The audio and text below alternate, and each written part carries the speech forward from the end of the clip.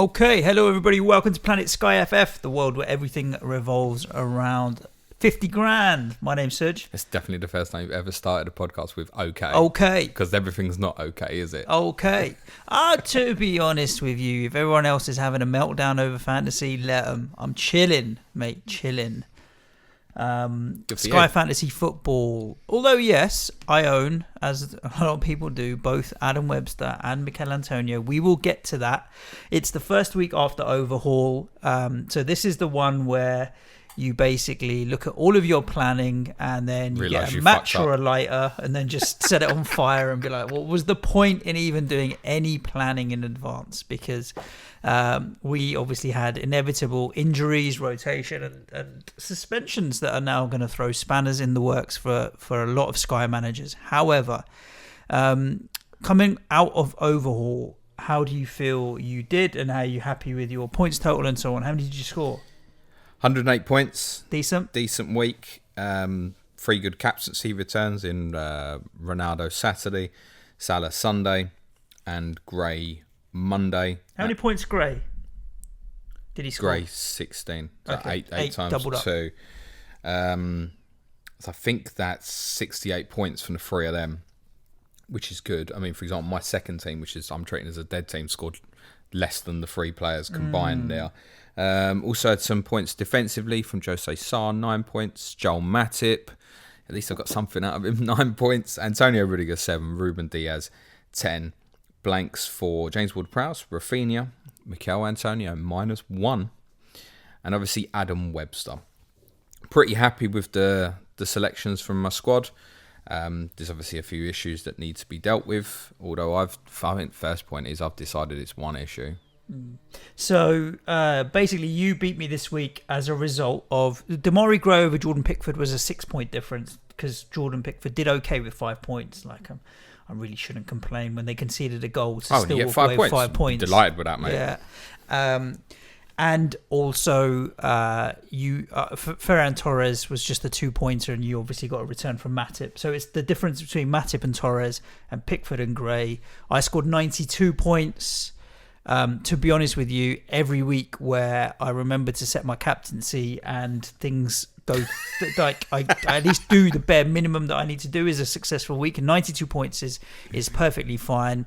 I feel like 28 points behind you is like one differential captain. So long as I'm within 50 points, I'm at this time of the season, I'm not sure worried at all, and I'm still there and thereabouts. Don't overly worry, but I'm up to about 3,200. I'm 7k. I'm pretty happy with that at the moment. Yeah, all good in the hood. Again, similar captaincies, Ronaldo, Salah to you.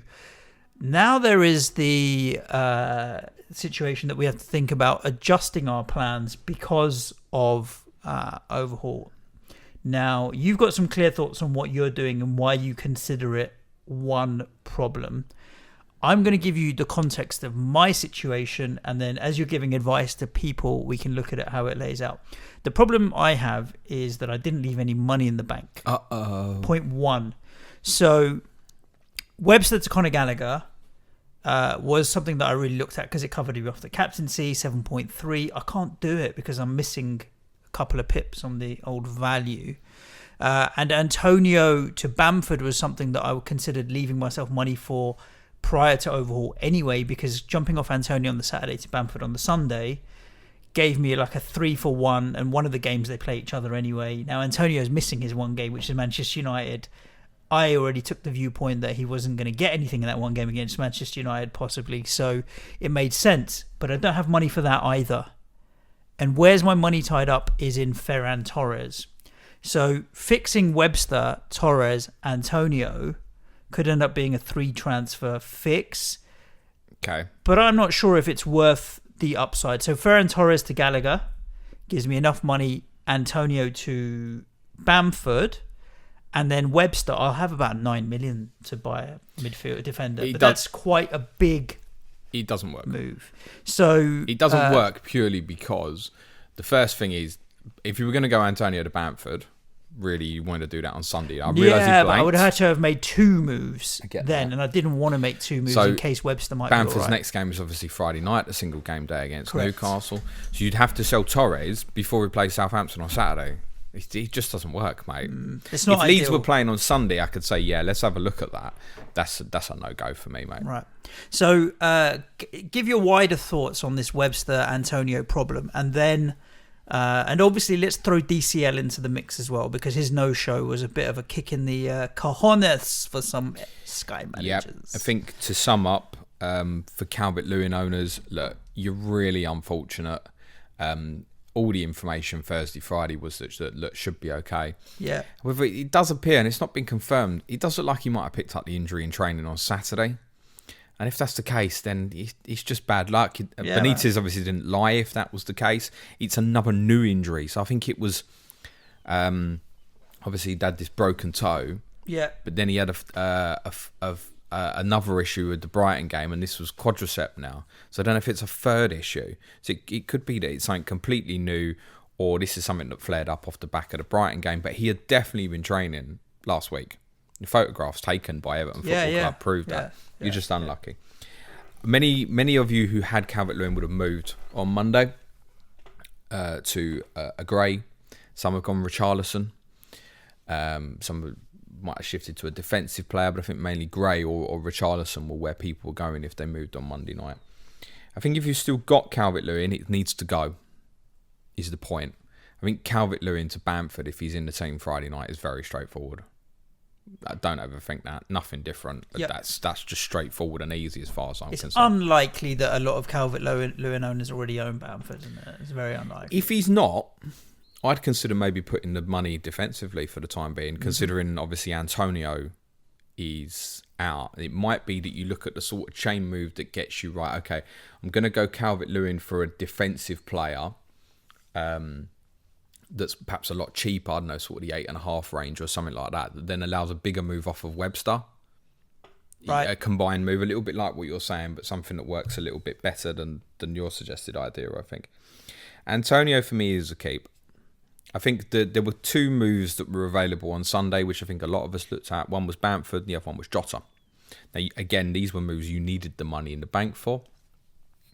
For me, my decision-making process on it is a little bit like what you said.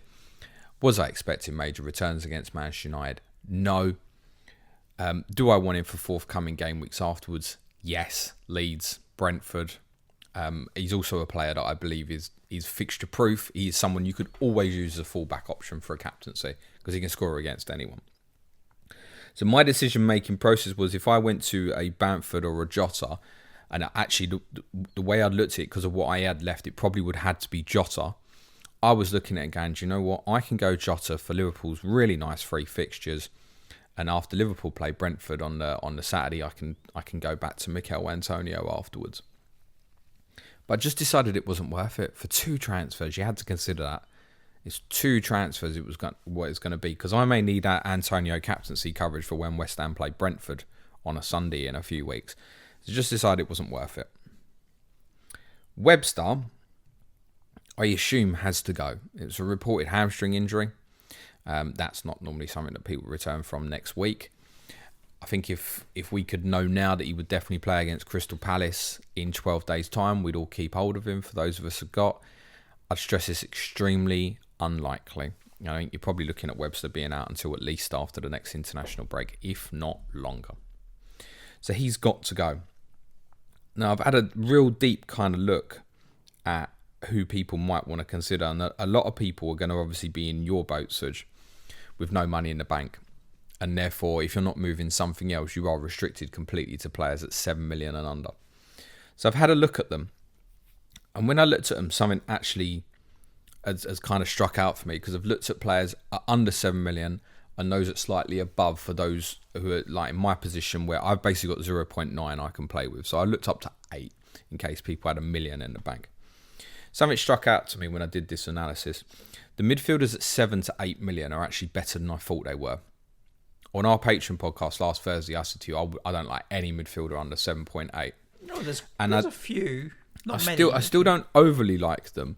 But when I compared them to the defenders at the same price, the midfielders became a lot more appealing. And I think one solution here for a lot of people who perhaps got the money in the bank, we'll talk about an obvious one coming up in a little bit, is you don't have to go to the defender, right? Most of you, I think, are probably going to set up in 4-3-3. So you can go to a midfielder, obviously. There'll even be some who have gone, for example, Calvert-Lewin to Gray, sitting there now with a load of money in the bank, could obviously go to a forward. It's a possibility. Yep. So if you've gone Calvert-Lewin to Gray, what's that a difference of? What's Calvert-Lewin? 10? Dominic Calvert-Lewin. Oh, let me give you the. It's 10.3, I want to say, maybe. Let's see if James's calculation is correct. I think he's less than that, isn't he? Dominic Calvert-Lewin is in your own time. 10 million exactly. It's 10 million exactly, right? Yes. So if you've gone Gray, Calvert-Lewin to Gray, there's every chance you put 2.2 million in the bank to now go Webster up to a forward that's 9.2 or under, right? So that opens up a few people for you. There's some cheapy ones, like Timo Pukki's coming into a good run. I don't think you want to go there. Ivan Toney definitely would be the better pick of the two, but he's got a tougher run of fixtures. But these are within the million mark if you've opened up some money that might be of interest to you. So I looked at midfielders firstly. 7 million and under. 7 and under or 7 million and under. Let's assume you're in your position, so there's no money in the bank. No money in the bank, but you can go to a midfielder. None of these names are particularly going to stand out to you. Milo Rashica, 7 million. It's a gamble. Norwich have had tough fixtures. Another Norwich player, Billy Gilmore, 6.9. Neither of them started at Arsenal at the weekend. Yeah. But our Norwich correspondent, FPL Badger, told me that he thinks that's mainly because of their involvement during the international break, and they probably will come back in this weekend. There's another Norwich player to look at, is Lise Mello, 6.7. The ownership of these guys is all nothing. Oliver Skipp, who I assumed would be out for Tottenham, obviously did play at the weekend, 6.8 million. He's not going to get you many points, but it will open up some funds possibly. And obviously you can move one of the other shit midfielders you didn't want back to the defence at some point. Jan Kuka of Watford, 6.5 million. He's had a bit of tackle stuff going on. James Macarthur, 6.5 of Crystal Palace, has got 4 times 2 points so far. One of the names that kept getting mentioned to me in the build-up to the overhaul was Mo Elianusi of Southampton, who's 6.3 and basically played OOP up front at the weekend. And I think he's the one that will attract attention. I think it's good news for you that they're playing Manchester City away this weekend, because it will probably put you off. I think it's a very dangerous pick. Yep. I think there'll be a lot of one-pointers in there. I'm not convinced how long he'll stay in that team. With Stuart Armstrong still to come back, Armando Broja really impressed when he came on. Che Adams was a substitute. Not sure how long he'll stay involved in that. I think Theo Walcott's out at the moment as well. So I think Elianusi at 6.3. There's an upside, but I think it's a major gamble. Once you go down there, possibly difficult to move again. Christian Norgard, 6.2. He'll get interest because he's one of the top scoring at this value. In fact, he is basically, because he scored against Arsenal on opening day. He's not going to get attacking returns. You may get the odd tackle tier, and at 6.2, he is pretty nailed. There is some good news with him there. We mentioned Atebo plenty of times, 5.7 at Watford. It's a bit grim. Jakob Moder, 5.6 at Brighton. It'd be 2 points 1 week, 1 point the next. Another one to highlight, which I haven't heard anyone mention yet, which could be interesting genuinely, is Jacob Ramsey of Aston Villa. It's 5.8 million. And I think he's pushing towards becoming a regular starter, actually, for Villa. Again, I think it's too much for a gamble at the moment. But it could offer you a cheeky coverage captaincy for Arsenal versus Villa and double your 2 points up to 4 points. You never know your luck. I don't like any of them. Okay. I think all those selections are grim. So I think you're still better off defensively. Now, I think the instinct of a lot of people here is obviously to look for a Brighton Palace player instead to cover that captaincy. And a few obviously stand out. Shane Duffy is 6.6. He's a player that I have not been big on because I felt he was going to lose his place in the team at any point. But ironically, now with Webster injured, it probably increases his chances. Brighton stayed with a back three for the remainder of the first half against Brentford and then switched to a back four. So that's better for Duffy and Dunk. It might not be from a passing tier perspective, but it is better for the two of them overall. And Duffy has had passing tiers so far this season, which I think is natural though, because he has been playing as the central of Brighton's back three. A little bit like Conor Cody at Wolves. The central player of Brighton's back three does tend to drop off deeper and play more like a kind of 80s, 90s sweeper. So I think Shane Duffy at 6.6 should be considered. Tariq Mitchell was the exact same price, 7 million, but I don't think you'd go there because Joel Ward is 6.6. Yep. So I think longer term, like Mitchell will outscore Ward, but neither of them appeal enough to be really fucking fussy about it. Mitchell will get the odd attack in return. Joel Ward will get hardly any. But it's not enough probably to justify paying the extra for Mitchell. So I think Joel Ward at 6.6. Few other players I've highlighted. Liam Cooper, who and there's another player I've been very concerned about. He's now absolutely locked at Leeds. You could obviously make that move this Friday night. 6.9 million with Strix suspended and Diogo Llorente, who, had I left Webster over the last two Sunday, Monday, I would have bought Llorente at 7.1. So I've had a fucking lucky escape there. Yep. So Cooper's now at 6.9. Few other players I'd like to highlight. Mo Salisu at Southampton is interesting. So is Tino Livramento, 6.5. Max Aarons of Norwich is 6.5. You got Ajer, Pontus Jansson, Rico Henry, all from Brentford, but they've got rough fixtures. There's two other players that really stand out as interesting, I think. Brandon Williams at 6.6. He's locked at the moment with Giannoulis injured, and he has been picking up a couple of tackle tiers in the games that he's played for Norwich, and they do have a good run of fixtures. There were plenty that would probably prefer Max Aarons at 6.5. But I can hear you already, while you're listening, you're going, James, I really don't want a Norwich defensive player in my Sky team. That's okay. I think the outstanding option, should you not want a Brighton or Palace player and you're restricted by budget, is Wolverhampton Wanderers Marçal at 6.4. Now, I've got concerns about him, personally. Being in the team or as a football player in general? And staying fit. Okay. All of them I've got concerns about. But from a Sky perspective, you'll see there is tackle tiers in there. Obviously, the return... 3 times he's picked up tackle tiers. The return at Watford over the weekend kind of stands out because there was 2 fantasy assists, although in Sky it only counts as 1 assist. But as Suj just said, 3 tackle tiers. In 4 is not bad. And at 6.4, they've got amazing fixtures for 10 game weeks to come. That is the sensible solution. Now, of course, problem for that is there's no captaincy then for Brighton and Palace, the game on in 12 days at Selhurst Park. Now, one option is to skip it, or you look at the alternative. I think if there was no fixing the problem of captaincy, most people would go Marçal, and they maybe still will. But I think there'll be an urge to get a Brighton or a Palace player instead, which is my urge as well. I think if I was buying one of those players, honestly, I would go Duffy, because I just want the coverage for it. And I think, yes, there's a possibility of pass and tier from him. Yes, there's a possibility of attacking threat from set pieces because he's an absolute unit. And I'd want to go that way.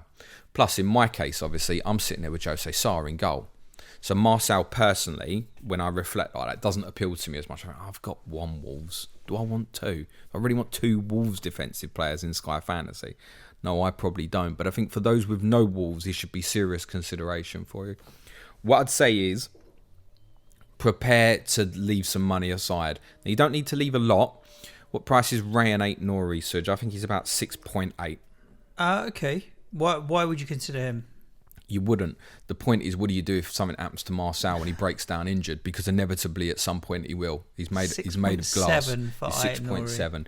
So I think all you need to do with your plan, if you go Marçal, there is an escape within Wolves. Because I think if you go that way as well, you're going to think, well, with them fixtures, if Marçal gets injured in 2 weeks, what's my escape plan?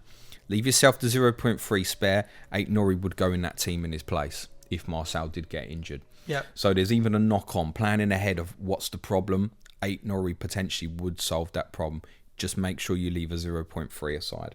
I would go Duffy though, because I'd look at it and go, this early in the season, do I want to skip a captaincy? And actually, Brighton defensively is not something that we should be scared of, right? I mean, Lewis Dunk's statistics from last year are well known. There's not many people are going to be able to go from Webster to Dunk. If you can, I would just do that. I wouldn't even think twice about it. What about... Sorry, I've forgotten exactly what I was going to say. Do you want me to carry on? Yeah. Sorry, I've remembered what I was about to say. Apologies. That was great audio. Dan Burn, what's the news? Because is there any possibility that Brighton will play Burn and Lewis Dunk as a 2 in a 4, back 4? There's every chance that he could be available very soon. But you couldn't buy Dan Burn now. No. I'm not saying buy him. I'm saying it as a reason not to buy Duffy. No. At the moment, I mean, could they change it where they go Burn left-sided centre-back, Veltman right-sided centre-back, and Dunk back where he should play as the central? Yes, they could do that. But I think, judging by what they did second half at Brentford, probably means they're going to go with a back 4. Which means probably Cucurella playing at left-back, who's also possibly interesting. Because he's not very expensive either. No, he started. But I think he started at the weekend. Didn't he did, but I think there's a little bit of a gamble there that's probably not worth it without enough information on the player. He's coming at 7.2. Cucurella. Yeah, he's reasonable, but I don't think you would. I couldn't make a case to go Cucurella over Duffy. The thing is as well, if you go Duffy for the 2 games. So this weekend they've got Leicester, and then obviously you want him for Palace away. If something does go wrong after that with his starting spot, which I think you have to accept, if you buy Shane Duffy, he's not going to be in your team to the second overhaul. You're almost definitely going to need to move it on at some stage. So you've got to be aware of that. So then knowing that you've got solutions like Marcel and Ait-Nouri, and then you have to weigh up in your mind, right, so if I go Duffy, I'm definitely booking in another transfer at some point, even though you fixed the immediate problem of the captaincy. But I also think if you go Marcel, you're booking in a transfer at some point as well, because he is not going to fucking stay fit till February. I literally cannot see that. And there's every chance, actually, as these fixtures begin to ease up, there is some suggestion within the Wolves community that Ait-Nouri would be better suited to play left wing back. At the moment, I don't think Marcel loses his spot. He's played all the games. There's no reason to think he will, but it could happen.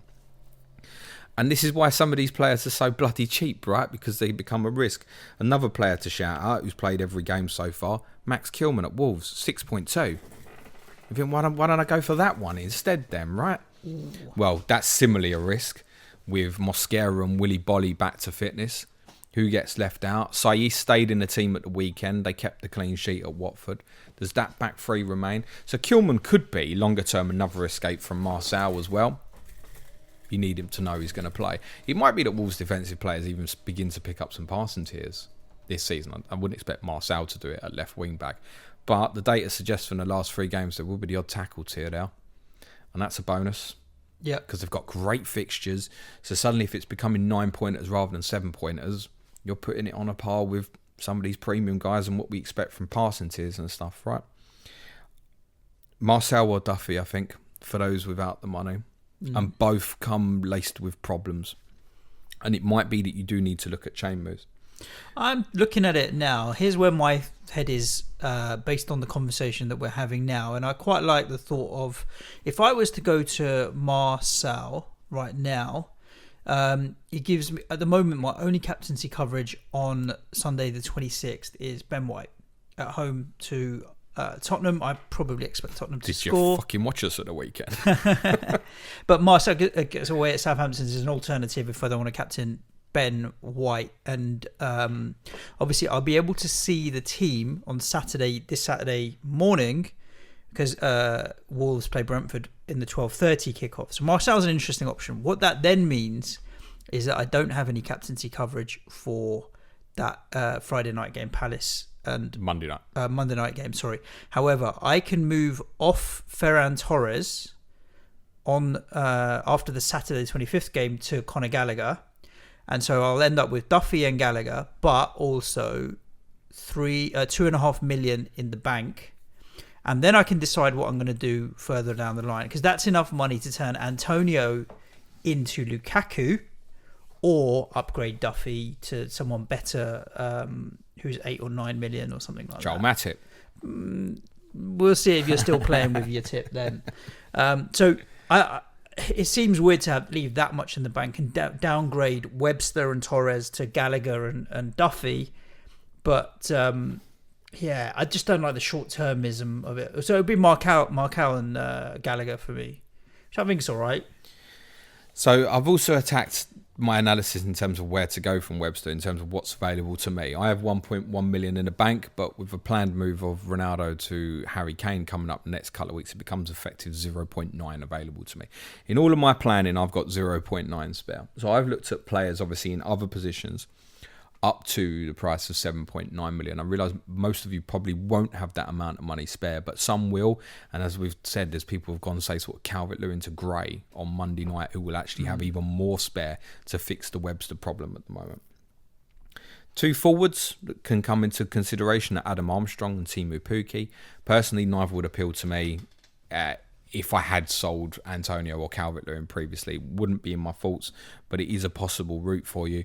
And Pukki does have a very good run of fixtures, which does kind of start now with Watford at home this week. And it's why I highlighted some of them Norwich defensive players like Brandon Williams and Max Aarons. I didn't mention Omar Bamatelli, by the way. I think he's 5.9, would not go there. You've got Gibson didn't play at the weekend. Again, we think they changed a lot of the team based on international call-ups and stuff. Not that Gibson obviously was involved. Or did Grant Hanley get left out instead? Because I think because of his Scotland involvement, maybe. I can tell you. I think it was Hanley that was left out because of his Scotland involvement. And they've also got Ozan Kabak, who was on loan at Liverpool last year, who's joined them for the season.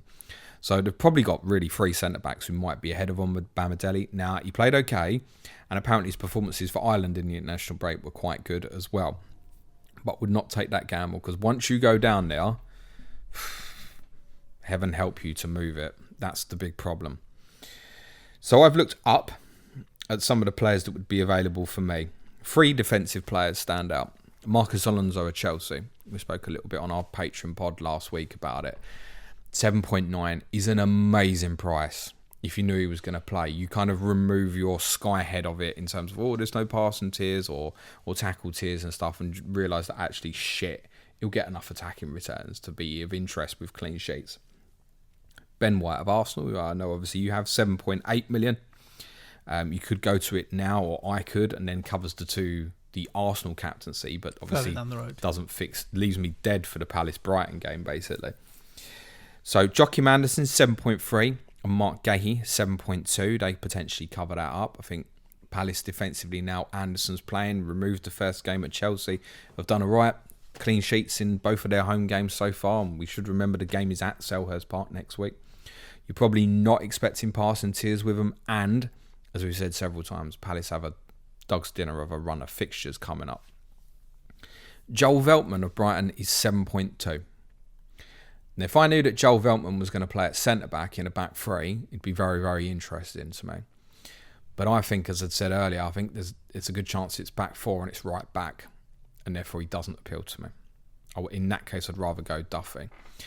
If I knew Veltman was going to play centre-back, I'd rather go Veltman over Duffy, because I think Veltman longer term will at least stay in the team longer. It's worth remembering with Brighton as well, Tariq Lamsie's being penciled in to play in their Carabao Cup tie next midweek. So he's probably not going to play in the Premier League in the next at least two game weeks.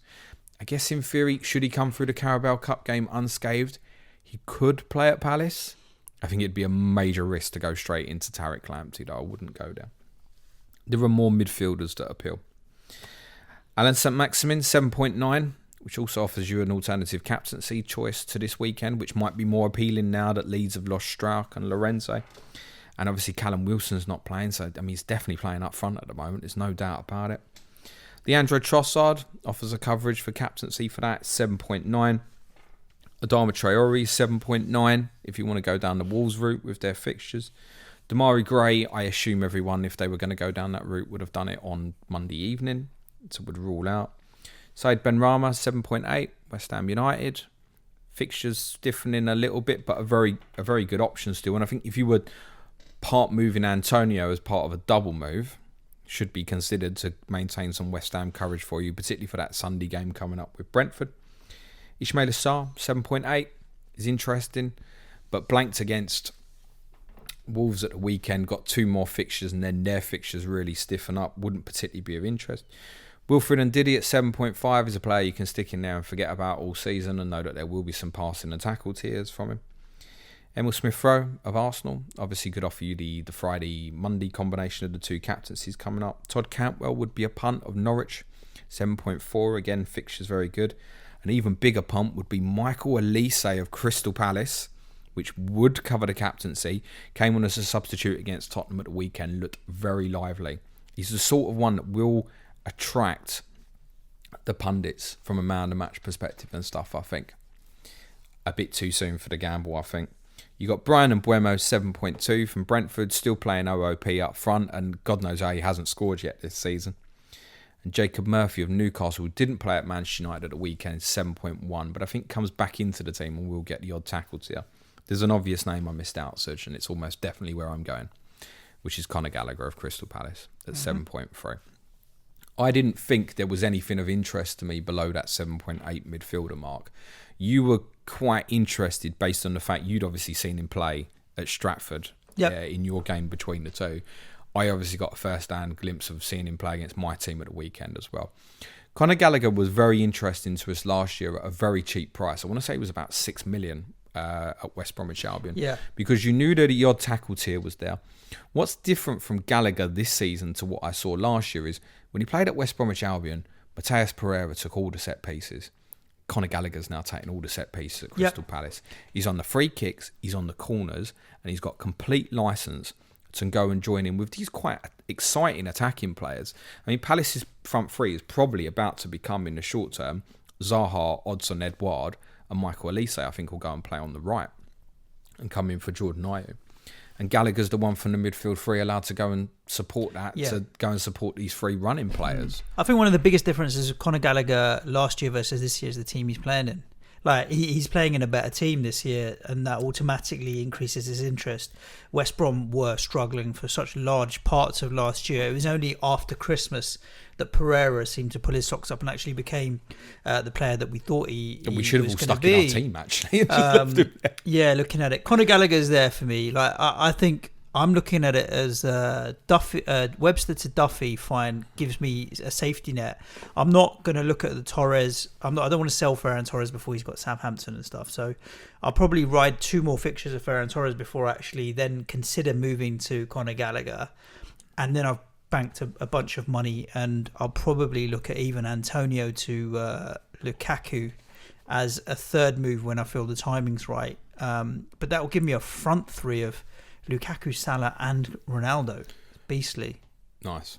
I don't particularly want to spend all of this available 0.9 to me. I'm conscious of potential problems like Joel Matip. I'm kind of on red alert every week.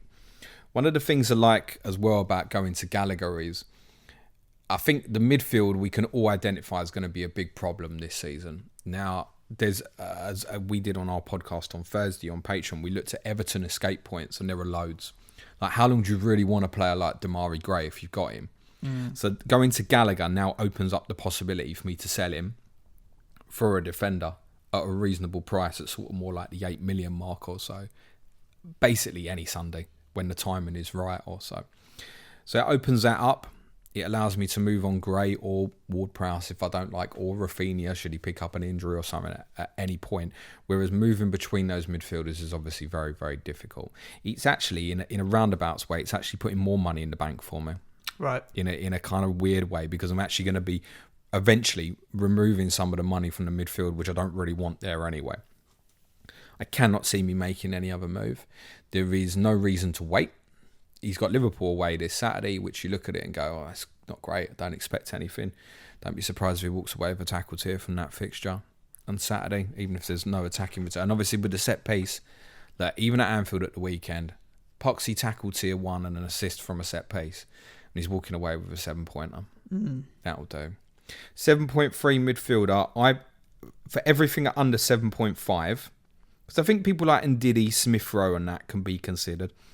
Everything under 7.5 for me, after what I saw personally at the weekend, is probably the standout asset in the game with Webster injured.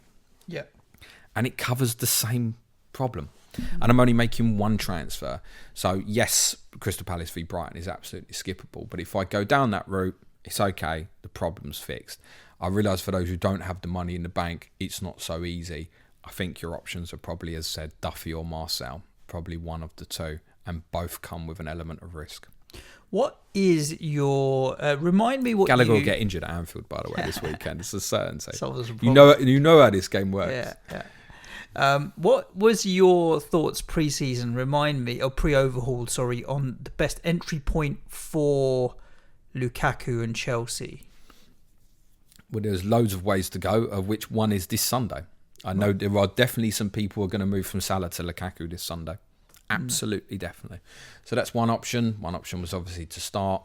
I think that you've got the two really attractive Saturday fixtures when Ronaldo has a 12:30. I want to say he's playing Everton when Lukaku plays Southampton. And then Lukaku goes to Brentford when Salah is the 12:30 at Watford. And obviously, if you've got over those two players and they're on the bench for whatever reason, Ronaldo against Everton, no chance. Salah at Watford could be. It's not impossible. You could make the move from Salah to Lukaku there. My strategy plan is I'm doing a chain move. So I'm looking to go Ronaldo to Harry Kane when Tottenham play Aston Villa on the Sunday in match day 7. Stick the armband on Kane for that Sunday. Stick the armband on him for the following Sunday against Newcastle. Move Kane to an Arsenal player for the Monday and the Friday games. So at the moment, I've got Aubameyang penciled into the plan. But it might be if I've got another problem that it's Kane to Ben White and then Adam Webster to Romelu Lukaku for the Saturday lunchtime Chelsea versus Norwich. That's where I'm looking to go in. The problem that you have with the Lukaku entry points is it's this Sunday, really, because you don't really want to be entering a player on a Saturday. Gallagher, for example, or AN other this week is different because you're replacing an injured player. But generally, you don't want to be buying a player. You know, you could go Ronaldo to Lukaku on the Saturday when United play Everton and Chelsea play Southampton. What, Ronaldo can't outscore Lukaku that day? It has elements of danger about it. So rather than 3-for-1s and stuff, I'm looking at kind of repetitive chain move. And further down the line, I think we may even get the TV fixtures for November, possibly in the next couple of days. I've already got penciled in for another Lukaku move back to Kane, which is, I think, Chelsea will play Burnley probably on the Saturday, which is the final fixture of Lukaku's brilliant 5 fixtures. Kane, I know, will be at Everton on the Sunday. That's not ideal. It's a difficult fixture. But it may offer me some captaincy coverage for that particular day. And then Tottenham walk into a nicer set of... Kane has like 4 really good fixtures after that, which include Norwich and Brentford consecutively at home in early December. And I know, it's something we spoke about on our pod on Thursday, was to kind of treat Harry Kane this season as you probably don't want. Tottenham don't look like they're going to go mental. But when you need Kane, get Kane. And when you don't need him, get rid of him. On, off for the times you really think you need Harry Kane this year. And that's because Kane's different to the other premium forwards, because essentially all of the other premium forwards can be covered. Salah can potentially be covered by a Jota, one of the defensive players. Chelsea obviously have brilliant defensive players to cover Lukaku. Ronaldo could be covered by a Varane or a Maguire potentially. That doesn't exist with Harry Kane. You don't want to be going and getting Christian Romero or Davinson Sanchez. Tottenham defensive players under Nuno are not going to be picking up passing tiers. Hardly ever. So they're of no interest. So with Tottenham, unless you went kind of a long-term view and went, oh, Hugo Lloris is my goalkeeper, which some may well have done, and I think that's reasonable. Some of the listeners, I'm pretty sure, are going to have a Tanganga problem at the moment as well. Yes. And that's going to be very similar to the Webster issue. It is worth saying Tanganga's going to be a 1-game ban, but I don't think he'll be in the team on the other side. So if you have started with Japhet Tanganga, move it on, and I think your solutions would be the same. Shane Duffy, Marcel. That's probably one where you've prepared differently, and therefore I think Marcel would be the transfer if you're looking to replace Tanganga. Right, there we go. We have done 2 great things in that segment there. We killed 50% at least, or if not more, of the Twitter questions. Yes, because we always everybody's do. Webster and DCL. To be honest, I did put in the tweet, like, we're going to cover Webster fairly extensively. And also sorted out what I'm doing with my team as well. My provisional strategy right now is Webster to Marcel. I can't do Duffy because he's 0.2 more, and that Webster to Marcel allows me Torres to Gallagher after the Chelsea Man City game. So they'll play on the Saturday, I'll do it on the Monday. And this is now a week and a half away. So remember, I'm likely to have a different problem to worry about by then anyway. And if I do that Gallagher to Torres to Gallagher move, it gives me enough money, should I want to go from Antonio to Lukaku at a time that suits. Ideally, the Saturday before Southampton, but we play. Is that why you asked me about Lukaku? We play points? Brentford. He was asking for selfish reasons. Yeah. Wasn't he? We play Brentford on the Sunday, so that's not a good entry point for Lukaku on the Saturday because you want to keep Antonio for Brentford on the Sunday. But do you know what? Like I said, I'll have a different problem to worry about by then, so I'll worry about it then. I may even go back to putting the money into an upgrade for Marcel by that point, so we shall see. You have to be on the money and prepared to move when shit goes wrong. So it's all well and good having the plan. You have to know that any given day something's going to happen, which Adam Webster, everybody who's gone for Adam Webster was thinking, that guy ain't moving unless he either gets injured or comes out the team, and neither look particularly likely. Of course, inevitably, the one really popular budget player that was available got injured in the first game week. You have to be prepared to move. One of the things I said on our Slack channel to the guys on Saturday night was, don't be slow to move. Yeah. And that didn't necessarily mean that it had to be you have to make a transfer and sell him. It means you have to assess your options and assess them quickly. And I obviously did a lot of thinking on Leeds, obviously, on Sunday night. And if I hadn't started with Rafinha, say I'd started with St. Maximin instead of Rafinha, I definitely would have bought Diego Llorente on Sunday. And it would have blown up in my face. Because my personal opinion was he would have been worth more than Cooper, who I thought was a risk. And he's now absolutely nailed. Cooper is another way to go. Leeds do have good fixtures.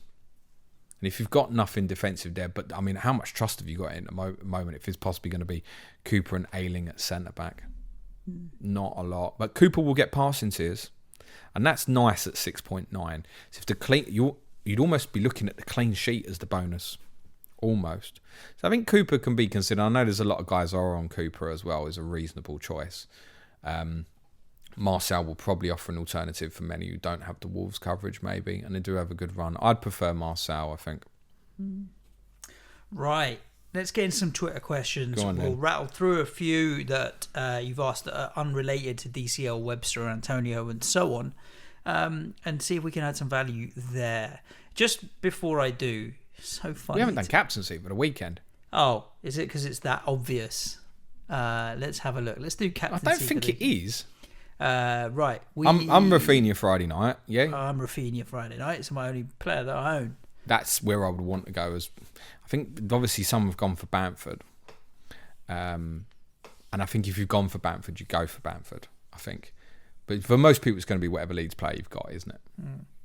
Saturday, I'm going to go Ferran Torres. Because? No, I'm not really. I'm going by Salah. It's a stupid. It's not worth the gamble. If Torres does well, what's Torres' ownership, Suj? If he does well, he does well and it's brilliant for you. I don't think you need to be a hero about it. 37.5% in the top 1K. And overall? 15%. Okay. It's just, what's Mo Salah's? It's 93.1 and 49 overall. It's not for Palace. I know Palace were good at the weekend, but I don't think we need to overlook Salah for when he's going to be so massively captained. There aren't great alternatives. I don't think they're great alternatives in FPL this weekend, never mind Sky. So I think, Salah Saturday. And on Sunday, I'm going Cristiano Ronaldo. I'm going Ronaldo as well. He's going to score. I think if you had Ronaldo and Lukaku, and some will, I think that's very close. Nah, not for me. I think Ronaldo all the way. I would go Ronaldo, probably because of increased shot volume. But I think it'd be close. I think both could blank, actually. I'm completely opposite. Ronaldo's going to fucking score a hat-trick. Why are you shitting yourself? You only got Antonio injured. Or suspended, rather. Because they have Ronaldo and Bruno. Did you watch Sancho. them getting fucking in the Wankdorf Stadium getting done by young boys last night, mate? I did see that. Before we got into the tweet questions, I was going to say how amusing that I have Twitter on my screen and on the right hand side, under trending, #Ollie out. Which is, quite amusing. Well, that positive momentum lasted a long time at Old Trafford, didn't it? Just get over it. It's one game. I'm not convinced that. I wouldn't be surprised to go one further. I wouldn't be surprised if neither United or Chelsea won on Sunday. Okay, let's see. Tottenham and Chelsea will almost definitely be very low scoring. Yeah, I don't. That's what would. Whereas I think United could be a 2-2 or a 3-2 or something. So that would lead me into Ronaldo as well. Okay. I'm going to ignore all the questions about Webster and Antonio and so on. But there are a few others that we can answer, and some that are quite quick as well. you've got Jamie Vardy. It might be worth considering on Sunday. As a captaincy? Possibly. Yeah, why not? But I think I'd still go Ronaldo, I think. How many points, this is from Ben Tyler, how many points would you hope to gain out of a 3-for-1? Given that it's cost you 2 transfers, would you be looking at 20 points out of the 3 fixtures? Thing is now, you've got to get out of this hop-on, hop-off mindset of 3-for-1s and start looking at chains. And we talks about... Not necessarily, but it changes your perspective on, am I using 2 transfers for 1 problem, or am I using 2 transfers for 2 problems? You get 2 possible positive outcomes if you chain it, whereas if it's just a straight 3-for-1, you're going and coming back. Now, in the most common scenario where you do that is probably with a premium to another premium for captaincy coverage. So now, how many points are you looking for is skewed because you're adding the captaincy onto it as well. So 20 points out of the 3 fixtures is too low, in my opinion. You'd probably want 30 out of the 3 fixtures. Well, this is what I was looking at with Sunday and going, if I go for Bamford, if I'd have gone Antonio to Bamford and looking at it and going, what's my expectation? I've basically now got effective 4-for-1, because I think there would probably been 1 captaincy in there as well. And going, well, surely I get more than that, don't I? But I wasn't convinced that it was worth it. It wasn't like I was in this fixes a Leeds problem for me as well. I got Rafinha sitting there. I just decided it wasn't worth it because I knew sometimes you can make that planned move and you go, actually, do you know what? I'm happy with this, actually. I mean, you can do that. I knew that Antonio is definitely going to be someone I would want back. And therefore, it was a no-no for me. I wasn't jumping between Ronaldo and Lukaku as well, was I? No. It wasn't like, Ronaldo's suspended for a game. I've got 3 games of Lukaku, yada, yada. I'm jumping between Antonio and Bamford. And I think you have the actual 3-for-1s should be that. That's where you're looking the most. You're going, right, Ronaldo's got a great fixture on a Saturday. He's got a great fixture on a Sunday in 2 game weeks' time. But the middle fixture in the middle, he's got Manchester City away, while Lukaku, between the Sunday and the Saturday, in between the first and the last fixture, has got 3 great fixtures. That's a perfect 3-for-1. Yep. Dragos, I panicked and went DCL to Richarlison. Should I leave him in until the Wolves game or try and move him out? I think you reassess that weekly with Richarlison. The one beauty with Everton is they have escape routes everywhere. Everywhere. You could, for example, sell Richarlison after they've got Villa this week and they've got Norwich next week. So I think you probably want to hold for that Norwich home fixture. He's going to stay playing through the middle. And then you move to Palace Brighton on the Monday. We have a question coming in from Barry Allen. What's a good weekly score in Sky Fantasy Football? Are you looking at 100 plus each and every week? It depends on the average, right? You can have weeks captains where go mental sometimes. Exactly. If all the big hitting captains miss, then you're very. Can happen. If you have a week like this week, where say most popular has probably been Ronaldo, Salah, Gray, what did they get? 64 points? Did I say from them? Just from them. So I mean, if they all blank and it's 10 points between them, then we're looking at 60 to 70 being quite a good score this week, aren't we? Yeah. As it is, because they all went off, you're probably looking at over 100 probably being a good score this week. So it's very much relative to what the average is. I always think that any week that's over 100, generally you probably sit back and be happy. But I remember there was one week last year where I'd scored about 110. And it was like everyone had got like 140 or something. It was like, what the fuck? Brutal. Yeah, so it's really dependent on what's going on with the average. Kermit the Winger. Do you think Ings leaving Southampton will affect JWP points total this season? And if so, is Tielemans a better option? Well, we're both answering this question with James Ward-Prowse in our squads. And so my decision was no, it wouldn't. Mainly because he can pick up a variety of points, tackles, all passes. As all can shots. Tielemans. Yeah. That's true. That's a fair point. Will it affect...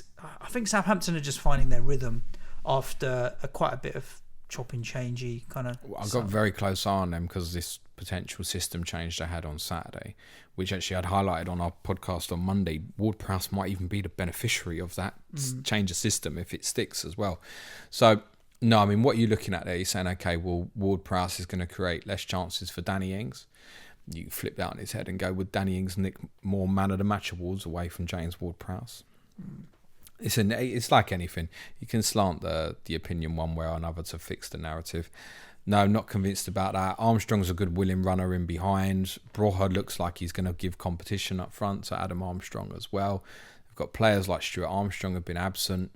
So I think that Southampton are about to walk into nicer fixtures. They've obviously got the Wolves fixture in between the Man City, Chelsea away games, which, as it stands, I'm probably using Ward-Prowse to captain in, actually. And then after that Chelsea fixture, we've got a really nice run of fixtures that goes on for a while. So, no, I'm quite happy with our JWP choice. Okay. Ian Parron, if you were offered a second overhaul this week, how many players would be different to last Friday? Would any of them be due to a change in your opinion of the player and or the team over the weekend rather than the unfortunate injuries and red cards? I think there's only one for me, and that's probably Ferran Torres, that I would not have gone with. I feel like he's a little expensive now for that punt, but he was my last pick, and it was a punt. It really was like, let me go rogue with one of my 10 picks. I actually don't know if I would. I may get Conor Gallagher instead of James Ward-Prowse and bank the money to give myself more options. I could have just go Ferran Torres to Conor Gallagher and give myself options. So there's probably only one player, Ian, that I would change. I think Gallagher's the one that's obviously appealed out more, but then that's part bias in terms of trying to fix a problem. And I know I'm going to go to him. Otherwise, like if Webster had not got injured and Antonio hadn't got sent off, I genuinely think I'd have picked the same 11 players. Okay. I can't see any of them would be different. No. And last but not least, Nicky Kassam says, how will I know if VVD is worth it or not? And when should I bail out if he isn't? It's only his second season playing Sky, so he doesn't know why he's supposed to be mustard. I would say that this season... He's mustard. Yeah. And you've got to take your FPL hat off a little bit here, try and think in terms of Sky. Start of the season, especially from an attacking point of view, Trent has been all over it, right? I think Trent has been the most eye-catching of the Liverpool defenders, and generally always is. But in Sky, there's only a 5-point difference between the two of them in how many points they've scored over 4 games. That's 1 point per game. And Van Dijk has had no attacking returns this season so far. What's Trent had? 2 assists so far? But he will do. Who, Van Dijk? Yeah. Exactly. My point being But Trent's not going to stop having them either. No. I just think in FPL, the difference between Van Dijk and Trent is huge. In this game, it's not. Just look at the points difference between Van Dijk and Trent with no attacking returns for Van Dijk, and just understand that, yeah, he's going to be worth it. Like, it's not even a question. He's going to be worth it. Trent is the one player, I said to you last Thursday, Trent's the one player that's not in my squad that I'm not happy about. Yeah. But there might be a slight change in them now with Harvey Elliott's very unfortunate injury, and we need to keep an eye on that. Okay. Might restrict Trent a little bit. Just looking again at Ruben Diaz, who scored the same points as Trent, but only 1 attacking return versus Trent's 2. So there is a big bias here towards other point-scoring passing tiers and stuff. With the City players, it's almost a shock nearly any game that they don't pick it up. Yeah, exactly. So there we go, James. We've been through all the other questions, which are basically around I think Diaz and Laporte were both about 100 at Leicester at the weekend. 100 passes? I think so, roughly, yeah. 100 passes. Standard, isn't it? It's not standard in life. In general, it's standard the way they them. Play. Yeah, I can understand that. Yeah, there we go. It's a good rundown for listeners. I'm sure you're all going to go away with your thinking hats and try and figure out a solution to your problems. All going to fuck off and buy Omar Bamadeli now. Omar Bamadeli, indeed, at Norwich. So no price rises, so nothing we need to worry about in Sky for that. No, as ever, play it your way, guys. Indeed. I hope you enjoyed the show. If you want to support the show, patreon.com/Planet FPL. I'm sure you'll have heard the spiel, so I won't repeat it, but you can support the show there, and everything is most appreciated. Other than that, stay safe. Ciao for now. Thanks, everyone. Be nice to each other. Good luck this weekend. Cue music, please, man child.